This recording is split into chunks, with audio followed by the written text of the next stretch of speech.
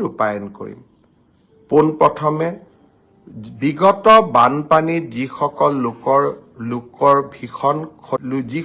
লোক ভীষণভাৱে ক্ষতিগ্ৰস্ত হৈছিল তেওঁলোকক আমি সাহায্যসমূহ বিতৰণ কৰিম। তাৰ পিছতেই মাইক্ৰ' ফাইনেন্স লোন ৱেইভাৰৰ আমাৰ যিখন আঁচনি, সেই আঁচনিখনৰ অধীনত 50,000 টকালৈকে ঋণ লোৱা আই মাতৃসকলক আমি ন' অবজেকশ্যন চাৰ্টিফিকেটসমূহ বিতৰণ কৰিম। এই সময়ছোৱাৰ ভিতৰতে হাইস্কুল শিক্ষান্ত পৰীক্ষাত ডিষ্টিংশ্যন সৈতে পাছ কৰা ছাত্ৰ ছাত্ৰীসকলক আনন্দৰাম বৰুৱা বঁটা আমি প্ৰদান কৰিম। আৰু 10 ডিচেম্বৰৰ পৰা 20 ডিচেম্বৰৰ ভিতৰতে আমি নৱম মান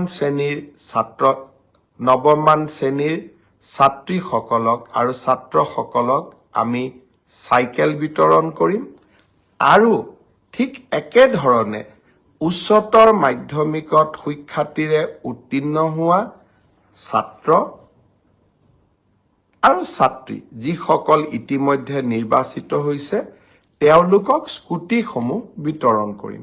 অৰ্থাৎ 10 ডিচেম্বৰৰ পৰা 20 ডিচেম্বৰলৈকে আমি সকলোৱে ব্যস্ত থাকিম আৰু সকলোকে এই আঁচনিসমূহৰ লাভ দিবলৈ আমি যত্ন কৰিম।